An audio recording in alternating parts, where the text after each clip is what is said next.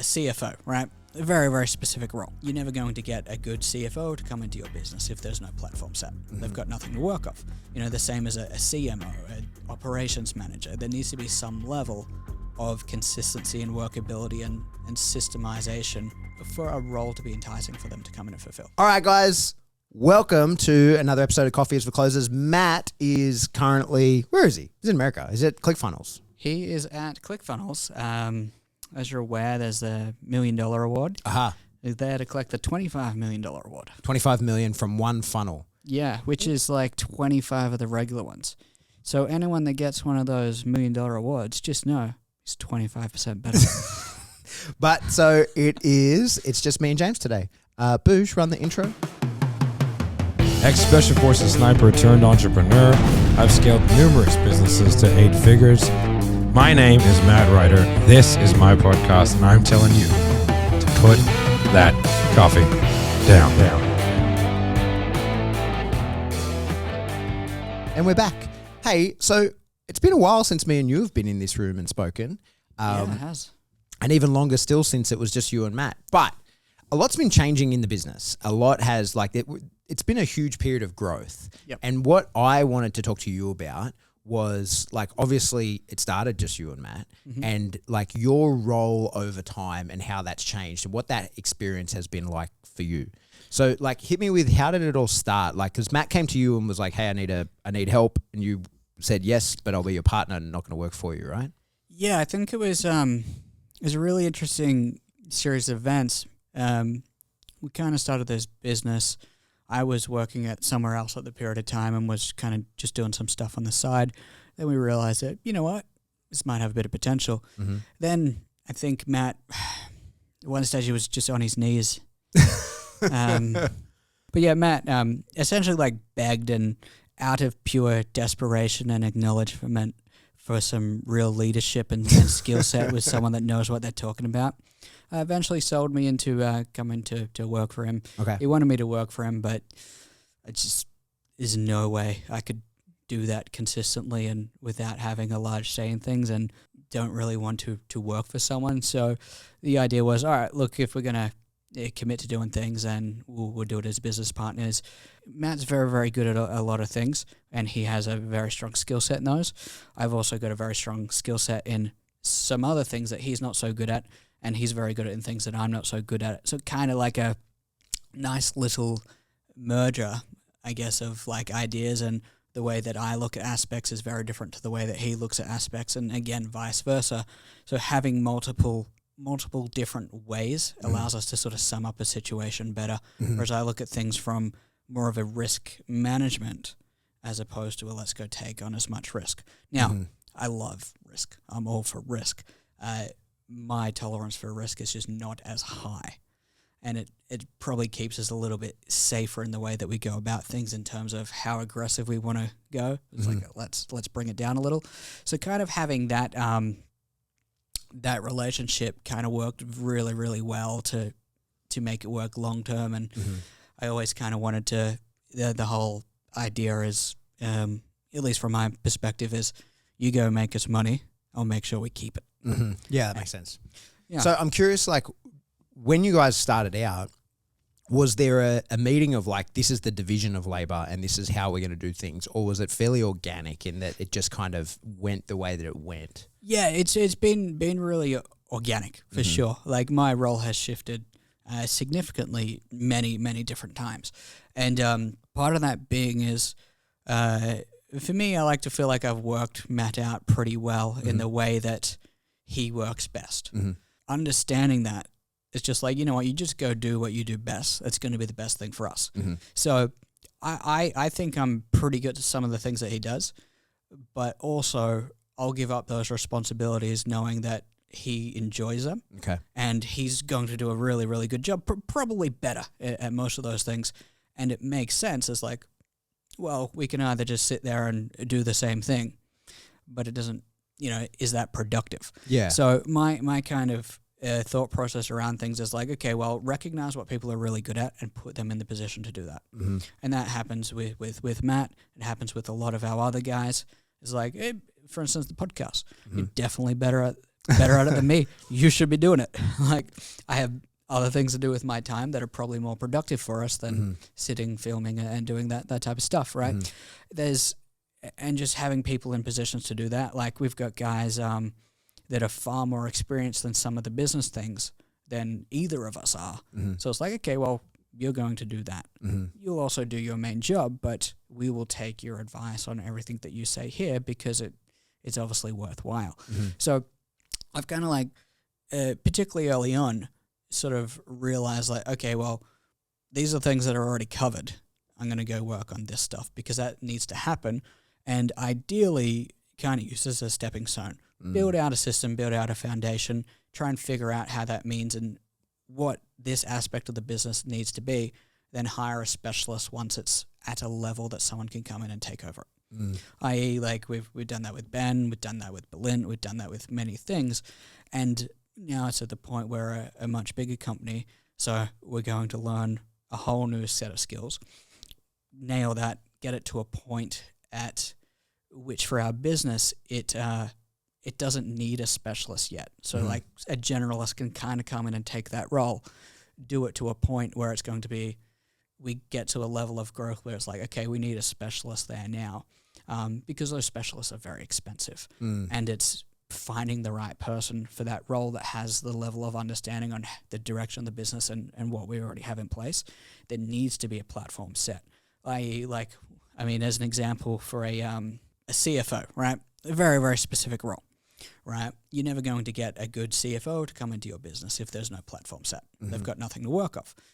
Not that we're hiring a CFO, but, you know, the same as a CMO, a operations manager. There needs to be some level of consistency and workability and systemization for a role to be enticing for them to come in and fulfill. I don't know if I just went on a tangent from your question. No, it makes sense. Something I want to tease out about what you're just saying then is like when you talk about growth and fulfilling those like key positions and bringing experts into that, I think my sort of idea, what I want to talk to you about is like the growth of the company and experiencing that in that it's you and Matt and then Marco, right? And now it's like 160 people. And I think to people who run a 160 people company usually ran a 20-person company and then a 40-person company. And you have gone in 2 years from being a 2-person company to a 160-person company. And your job, as it appears to me, is like you're kind of the glue in the background that's actually holding all these component pieces together. Matt's creating those pieces and, you know, like the outward facing, bringing people in.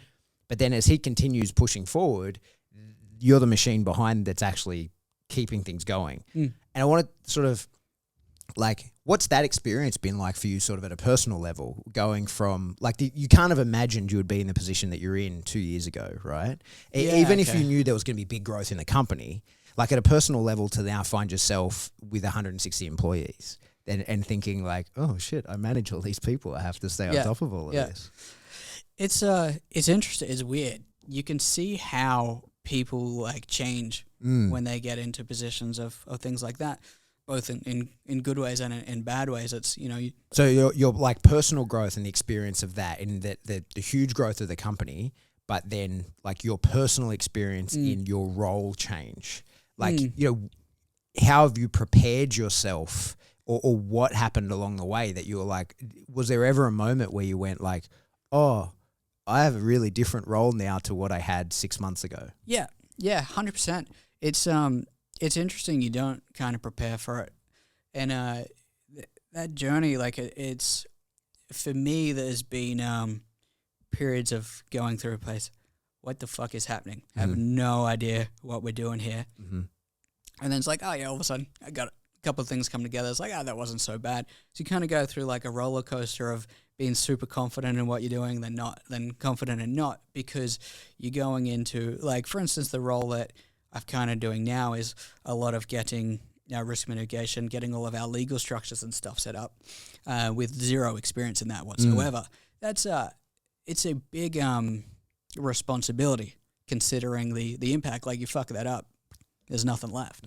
You know, so getting some of those things, it's going into that, there is a bit of like, ooh, not sure if what the structure should be here, but then you go through it and you kind of build it, and it gets to a point you're like, oh, that was actually not that difficult. Like I could probably do this for a job if I wanted to, but not overly fun. Yeah, There's a lot of reading documents and going back and discussing with lawyers and accountants. That was not overly fun, but necessary. So I've kind of looked at it always from the perspective of what's the best thing for the team, and what's the best thing that's going to drive us forward, or at least lead to a heavy stability, and it's like, okay, just do that. That's what it has to be. And I don't really mind that. I think it's pretty good. Like I think like a generalist role is there needs to be someone like that always in any major company, and there's a couple of roles that transitions to, like in larger corporate roles. I think one of them is, I think the name of a role is general counsel, or there's just operations, or whatever the types of roles are. But you kind of wear a few different hats at any given point. But in terms of preparation for it, there's kind of not really any. Yeah. You get to a point where it's like, oh, okay, well, we've grown to this level, or we have X, Y, Z in place already. And then you realize that, okay, we've got this problem. How does that problem get solved? It's like, okay, well, we're going to need this now. And those are problems that you don't foresee until they kind of happen. And those problems are kind of growing pains from a growth perspective. And an example of that would be like, once you get to that amount of people, you need a HR department. Yeah. Right?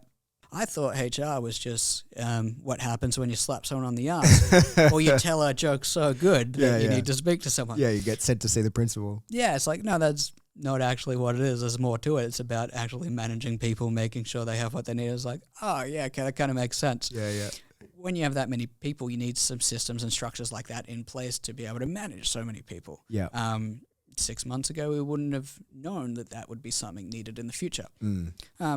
We're lucky now. We've got people advising us on some of these problems that you're going to run into in the future. But you kind of look at them and go, you don't know what you're talking about.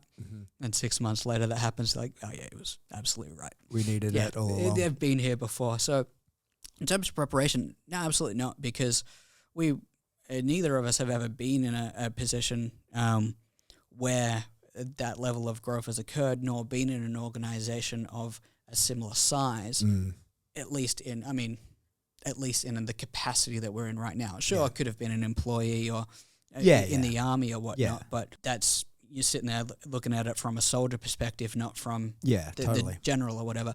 So because of that, you don't really have any expectation as to what the next problem is that you're going to need to solve.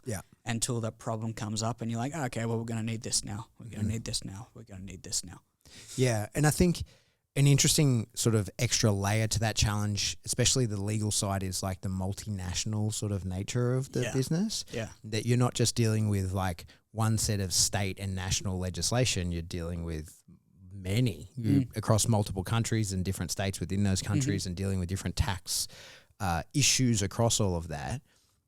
I suppose that's the function of bringing in those experts, right? Like, because there's just no way that you or anyone else really could be across all of those things. That's the function of bringing in experts, and you're really probably, like, your role then is probably the management of those experts, right? Yeah. Well, it's also like bringing in those experts. They don't necessarily work for you. Some might, but they could just be consultants. And like an example around this is for us, our cold calling department. We'll just sit there, we'll call leads. Apparently that there's actually laws from some certain act in the US that you're never allowed to call someone if they've asked you not to call them again. Like that could be, they could press charges or something if they wanted to. The likelihood of it happening is not high. Sure. So when you have a discussion with one of those consultants, they'll tell you about X, Y, Z. And you're like, okay, well, we do that. Not that we call people that ask not to be called, but there's certain things that you're just not aware of. It's like, I didn't know that was a problem. Yeah. It's like with your dog, when you train the dog, they're like, sorry, Dad, didn't know I wasn't allowed to dig a hole. Exactly. And I think that's the issue of certainly in business growth like that, is that you don't know what you don't know. Exactly. Right. Yeah. And I think certainly you could easily get yourself into trouble quite sort of unknowingly and quite innocently. And, unfortunately, ignorance is very often not a very good defense, right? Like, No. oh, I didn't know, right? Yeah. Or you should have. Well, I mean, it's funny because sometimes it is. A lot of when you have like director responsibilities, the way that a lot of it is governed is based on intent. Okay. Right. So let's just say you have an issue with the ATO or the that's Australian Tax Office. If you've done something that is like, they'll look at it and go, hey, you're not allowed to do this. Typically, they will give benefit of the doubt. They'll have a discussion with you as like why this happened. And if it was the fact that it was just, unless it's like smaller things, right? Obviously, it's something major, like, I funded all this money through here to do X, Y, Z. They'll look at it based on intent. Really? Yeah, and they'll say, oh, okay. They'll look at you and go, oh, no, you're just an idiot. Yeah. Right? You clearly, like, this wasn't done for the purpose of trying to do that. You've shown clear rationale as to why you made those decisions. Like, we will assume that it was done without intent. So sometimes there is a pretty good leeway if you do make some of those issues, because I think people understand that it's easy to make some mistakes like that because you don't know. But like, as an example with that cold call thing, with that advice, we would then go and have to create a whole bunch of SOPs, systems for the sales guys as to, hey, once this happens, we've got to rebuild the CRM so that if someone does this, we mark it as a certain thing, it pushes them out the list so they're not to be dialed again, so that we don't accidentally make a mistake. And in that instance, if someone was to assess, like, let's just say someone wanted to press charges because someone's made a complaint that we're calling all these people, not that would happen. Well, we could just show, hey, look, we've created this SOP, XYZ happens, we show that, our intent is to not call these people because we've put this system in place. They'll probably say, oh, well, you've called these 3 people that have asked not to. That's obviously a mistake. You've taken the intention to make sure that doesn't happen. Shit happens sometimes. Yeah. And then they would be like, look, here's just a little fine. Right. Yeah, it's not like you're getting off scot-free, but they're not going to go to jail. Staple you to the wall. Yeah. I think, mate, one of the things that I wanted to sort of discuss with you, sort of to get a little bit more personal in it, is like your personal journey within the last couple of years. And, we speak about like, how prepared could you be business-wise and sort of knowledge-wise in that way. But have you ever had a moment of reflection? Because, like I suppose something we overlook here is how this is an extremely fast-growing company. Maybe the fastest growing company in Australia. Quite possibly, yeah. And like from organic growth without seed funding or whatever, right? Like we've actually made the money to grow rather than being given the money to grow. We're probably the fastest growing company in Australia. Yeah, it's so the AFR, the Australian Financial Review, each year they do a thing on the fastest growing companies that are under certain years old. I put in the application maybe a month ago for that. I calculated based off previous years winners. There's a couple of outliers in that. So we had, I think, based on the numbers, it was like a 460% growth over that 3-year period, which last year's winner was about 760. Okay. Which is insane. They grew from a smaller portion in that first year. Right. Which always reflects better, but second, third, fourth, fifth, sixth, seventh, they were all between 230 and 210. So if there's no outlier, we'd be pretty top. I'm confident we'll be in the top 3, and hopefully we win. That's great. We also had to make a serious decision as to whether we would enter that or not, because it seems like a great idea, but when you analyze it, is it? Yeah. Because one, all of a sudden it puts you on the radar. Yeah. The high chance is that the ATO goes, oh, wow, this company has 3 times as much growth as the next company. Maybe we should audit them. It becomes a trigger event for that. It also makes awareness to any competitors, and then big people with larger companies, they will start seeing that and they go, oh, well, we want to know what they're doing. You get a higher risk of people coming and copying your work, taking the business model, seeing all those things. So it's a very conservative understanding as to whether you decide to say yes or no to applying for something like that. So it's super interesting. There's a lot more to it than just winning an award. So let's tease that out a little bit. You're going to get audited. No biggie. No. Because everything's in place. Yeah, exactly right. You bring yourself above the detection threshold of competitors. I'd say we've probably already done that pretty significantly, right? Pretty loud. Yeah. And I think like people attempting to replicate the business. I think that I can't imagine how that would go down. I can't imagine like what's happened here is such a unique set of circumstances that I don't know how anyone would. I mean, it's not like you hide anything anyway, right? It's all out in the open. We do this podcast every week and talk about the ins and outs of the business. We make a YouTube video with Matt every week talking about the successes and failures of the journey in growth and that kind of stuff. So like, there's kind of nothing to hide anyway, right? So that's the potential list of cons. We kind of like, well, we're doing that to ourselves anyway, and accepting that risk day to day. What's the pros of that? Like, aside from that, makes you feel good, the acknowledgement of it. Yeah. What do you get from it? Well, then there's the award on the wall that gives a bit of the clout. Not necessarily the clout, but the credibility. Mm-hmm. Right. So with that credibility, it means that we're able to back up the claims that we're pretty good at what we do. Having those things, i.e., like the $25 million award, proves that. Mm-hmm.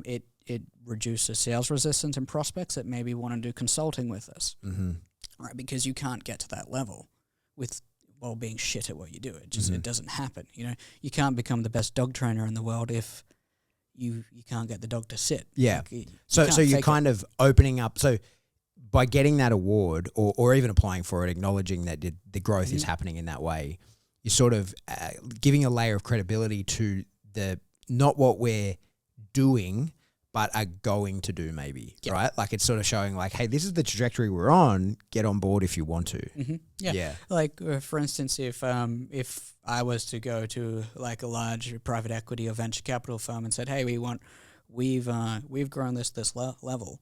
I want to be able to get to here. You know, our track record shows that we're able to execute an XYZ. They're far more confident to be able to give us money if something like that if ever we did want to, right? Sure. But also the second major thing is the exposure to a list of people outside of our current clientele. Okay. So quite now we're pretty heavily involved in coaching, consulting and whatnot. But we are trying to take on more consulting companies for larger corporations. We do have some. With that, like there's a lot of heavy NDAs that those companies don't want to know. But the people that read those magazines are the people that are in, corporate organizations that have the larger companies where we can go to and get larger high-ticket items because they've got massive teams. We can go in and solve those problems at a larger level. Having that little bit of credibility and exposure to those audience just brings us leads in which our typical marketing that we have now doesn't go after. I feel like that's one of the really super interesting things about those very lucrative, high-paying consulting deals.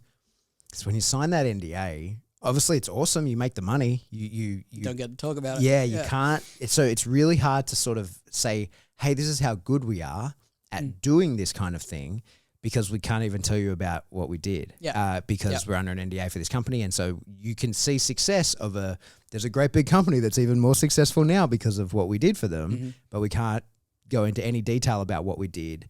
And so marketing for that is tricky. And trying to position yourself as a company that can do that is tricky. It kind of reminds me of like, when you deal with sort of what we call other government agencies, so like 3-letter agencies in defense. Once you get one contract with them, you get heaps because they can't go to tender. They can't, like, if they need someone to do something, they can't put an ad in the paper and say we're a super secret government agency and we need this done. Yeah. So they often, what they do is once you're in, then they say like, oh, can you provide this? And even if you can't, you go, yes. And then you subcontract that to someone else and you can advertise it, but you can't say who it's for, right? So it's one of those things that I see what you mean in that it opens up doors to those bigger level consulting deals that makes people look at you rather than you being able to go to those people and saying like, hey, we can provide you this. You need those people looking and saying, what can you provide to us? And by getting those awards and proving that clout, that credibility puts you on the list of companies that they're going to look at. Yeah. Well, it's also, things start to work different in those arenas. Like we don't need to advertise. Typically it's going to happen if you do an excellent job. For someone in this, they've got friends that they work with in other companies. You're going to go have dinner with them. You're going to go on a golf day, have a lunch or whatever, and you just get chatting, and it's via networking that all of a sudden that opens up a door. You did a good job for Steve over at Apple. Steve at Apple knows Bob at Microsoft. And you're going to hang out with Steve and Bob together, and all of a sudden you're in discussions with people with Bob who knows these guys in Microsoft who are the people to talk to. Yeah. So like that brings me back around to the sort of where I wanted to go with this is like at a personal level. Yeah. That's a big part of what you do now, right? Is like dealing with this extreme growth and having conversations with people and dealing day to day with people that it probably wasn't, people who weren't on your radar 2 or 3 years ago. Mm-hmm. Tell me about that experience for you. Like, have you had a moment where you've been like, wow, fuck, this is a big deal? Yeah, happens all the time. Like, I remember, having dinner with Bradley last time I was in the US. I was like, that's the guy that everyone says is huge. I'd never watched his podcast before. I didn't realize how big he was while I was having dinner with him. He is the content. Yeah, I was like, okay. I can see what's happening here. And, I've sat down, had lunch with guys that are running $100 million companies pretty regularly. It's like something that happens now. It wouldn't have happened before. And when you do that, you're like, all of a sudden the network of the people that you're talking to changes. And when you have access to that, those people got to that level of success for certain reasons. Yeah. Right? Yeah. Again, same example, obviously good at what they do. That information and that discussion and the conversation that you have is very, very different. And that typically rolls over into personal life. Like if all of a sudden you've come from somewhere where, let's say you're not good with finance, you don't know anything about finance, you don't know how to couldn't afford a home loan. You start talking to people that are property investors. Yeah. All of a sudden they know the things to do. Some of that starts to rub off on you and you figure out how to go get a loan, or you go, I need to save up this much money and I want to buy these investment properties. So from a personal level, having discussions with people that are at high net worths, are in positions of more power and control and in general higher intelligence with certain things, it just tends to rub off. It was like they say, you are the sum of the 5 people you spend time around. Like the conversations you have with people are very different to what the conversations I was having 5, 10, 15, 20 years ago when I was a kid. Yeah, for sure. So, and I think that that's interesting when there's people like Bradley's a good example, right? That you go out, like he's a person that you know from the industry. Yeah. He's a person that you look and go, oh, he's a successful person for sure. Yep. And quite measurably, like you can say he is successful in the space that we're in. Yep. And then when you then go, oh, I'm out to dinner and this isn't like an honor for me, he's a peer.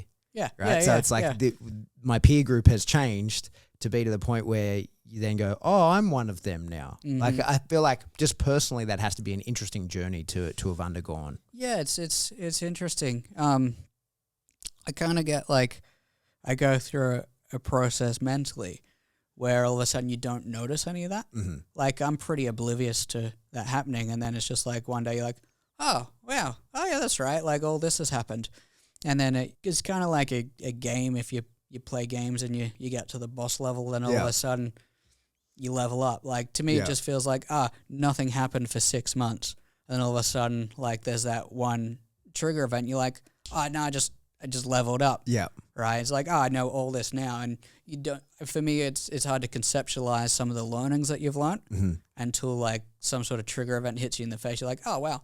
Like we had one the other day. I was like, I now know what needs to happen next in terms of, and that's a lot of like understanding corporate finance.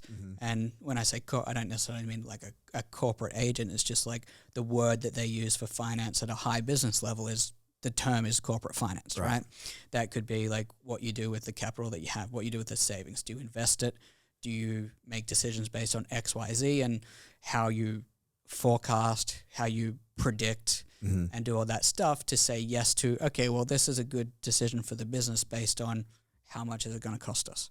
What is going to be the return? It's like, should we pick X, Z, or Y, or does company over there, does it have value to us? Maybe we should go and buy them. That could have utility. So understanding how to manage that and knowing whether or not to buy a company is a good idea. Knowing whether to hire someone is actually going to be beneficial, or are we just hiring them because it seems like a good thing to do, but does it make sense on a larger scale of achieving something?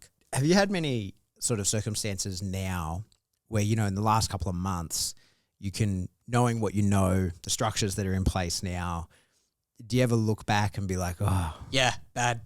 I go, I fucked that up. Yeah. Fucked that up. But at the time, I was like, oh, this is perfect. This is the decision. Yeah, based on a knowledge base. Yeah. It's like, okay, well, everything that I know about this shows that this is the best thing to do, right? In hindsight, right, you only realize that because you're like, oh, well, 3 months later, this new piece of information came out that I didn't know existed, or I didn't know that this was a thing. Yeah. And I think like a lot of people get stuck in a trap of when they look back, they're like, oh, I made this terrible decision. But even some of those mistakes that we made, like you kind of have to make them to learn that stuff. Yeah. And if you look at it from the senses like I made the best decision with the information I had available, I think that's good enough. All right. Would you make the same decision? No. But, you know, you don't know what you don't know, right? Yeah, exactly. And I think that's one of the interesting things. I had a funny conversation with someone recently about school kids complaining about how hard school is. And as a 39-year-old man, you go like, school's so easy. But it's like, no, as a 39-year-old man, school would be easy. Right? Yeah. But when you're there, it's the greatest challenge you've ever faced. And the difficulties of interpersonal relationships, and it is the hardest thing because you haven't done anything hard. And like, so in this perspective of what's going on in the world, it's super easy, but for you, it's not. And so your reality is that it's not. And I think the same happens in business and in life in general, is that it's really easy to reflect on your decisions of 2 years ago and think, oh, I wish I knew what I knew now. Yeah. But you'll do the same in 2 years again. And 100%. you'll look at the decisions of today and be like, what was I thinking? Yeah, and that's where as long as you made the best decision with the like, I'll kick myself and go, oh, you're a dickhead.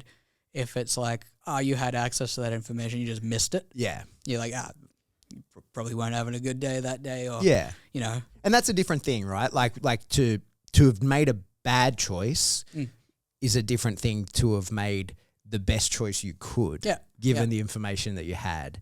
And I suppose the lesson in that is that constant striving to learn more, do more, like never go stagnant, I suppose. I agree. Like I got into the 4th ranked MBA in the world. Okay. Which is ironically here at Sydney. So I'll start that I was meant to start a couple of months ago, but I deferred it because we had so much on the plate that wasn't completed yet. And a lot of it was group assignments. So I was like, I don't want to be that dick that's not going to be there. Yeah. So start that in February. And it's so interesting that I look at that and look at some of the curriculum. I'm like, oh man, all these people say that university isn't that a great idea. You can start a business without it. But if I knew all that stuff that in that curriculum back to front when we started, the same with Matt. Like if the level of growth and how quickly things would have went, it would have been like absurd by comparison to what it is now. And it's interesting. I nearly did an MBA 7 years ago, maybe more, nearly 10 years ago. While I was in the army, I was gonna, I had an opportunity to have it paid for. I could do like a long story, but I could do basically whatever I wanted at uni. It was going to be paid for, and I would still be in the army while I did it. But then it was like the catch was you'll be out when you're done.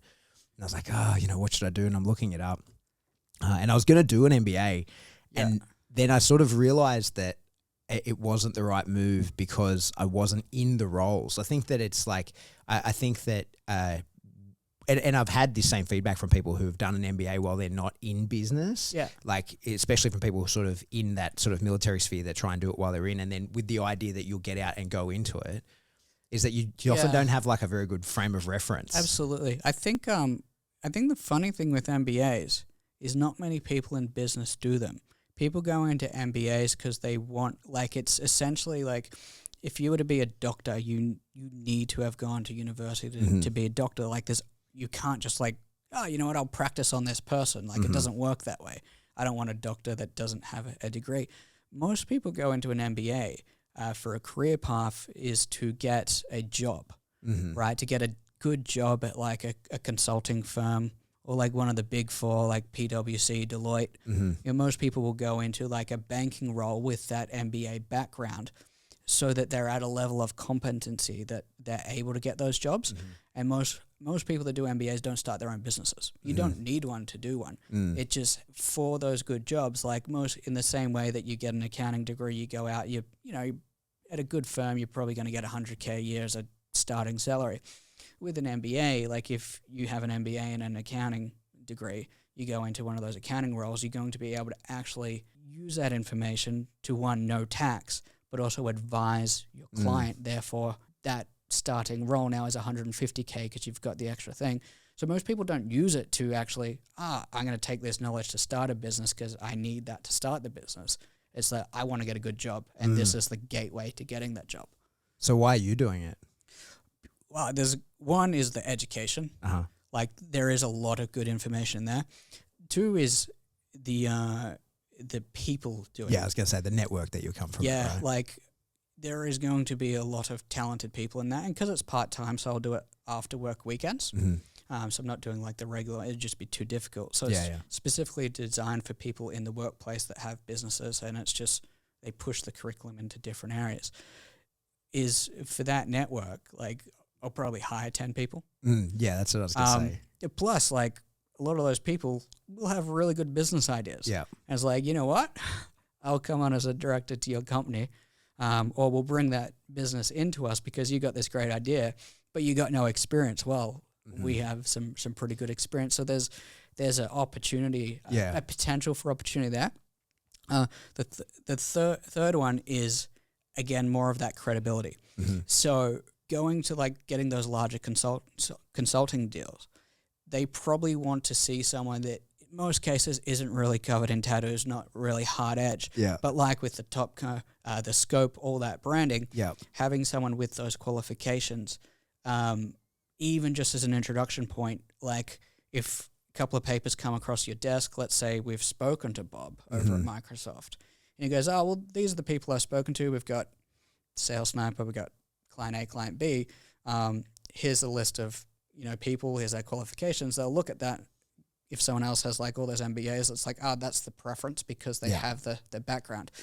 Maybe, maybe not. Right? I like to think it's the same way as interviewing. If your resume is really good, you could be the best candidate, but if you got a shit resume, then you're never going to get the interview. Yeah, you don't get, We need to get in the room with people. Yeah, I get right? it. Yeah. If I can get Marco and Matt in a room with someone like that, they'll get a deal done. But that MBA is probably the in. That's the key that opens the door, and then when you're in there, you're working. And the last thing is those universities, they want to brag, say like, "Oh, we actually have the person that is running that's come through." Right, yeah. And when I was weighing it up whether to go into it or not, I had an interview with the director of the university, and the question was like, "Well, for you, when you have like all of your, you go to your buddies that are in these big companies and you got all these connections." Like, what is it that you want to brag about to them? And if I come in and crush it and just beat everyone else in your MBA at just being better, what does it take for you to then go and talk about our company with those? And then that just opens a whole networking thing and going to those events where, big companies sponsor them. It's like, it's a really good way to get leads, I think. Yeah, no, that makes total sense. Mate, I know you got a call, so I better wrap it up. Thanks everyone for watching. If you made it this far, thanks guys. This episode, we're gonna have another one before Matt gets back. So cool. Like, share, comments, all that stuff. See ya. See you guys. Put that coffee down.